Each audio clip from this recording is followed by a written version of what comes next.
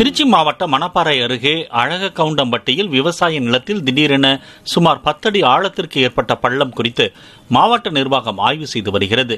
விவசாயி கண்ணுச்சாமி என்பவரின் சோளம் பயிரிடப்பட்டுள்ள நிலத்தில் முதலில் சிறிய அளவில் உருவாகிய பள்ளம் மறுநாள் சுமார் 10 அடிக்கு கிணறு போல் பெரியதாகியதாக கூறப்படுகிறது. அழகக்கவுண்டம்பட்டியை சேர்ந்த கண்ணுச்சாமி விவசாயினா ஆரம்பத்திலிருந்து பிறந்திருந்து இது விவசாயம் பார்த்துட்டு இருக்கோம்.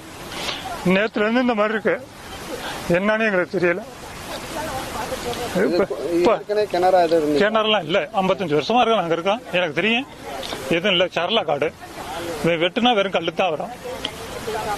நேத்து எவ்வளவு குழியா இருந்துச்சு, இப்ப எப்படி இருக்கு? நேத்துக்கு இருந்தது சும்மா 2க்கு 2 இருந்துச்சு, இப்ப இன்னைக்கு வந்து அகலமா இருக்கு. இன்னைக்கு வந்து சுத்தம் 5 அடி கேப்ல இருக்கு. ஆழம் வந்து நேத்து இருந்ததை விட இன்னைக்கு வந்து நேத்துக்கு வந்து காலையில நான் பாக்குற போது 4 அடி இருந்துச்சு, இப்ப 8 அடிக்கு பக்கம் இருக்கு. ஆலயா காட்டன்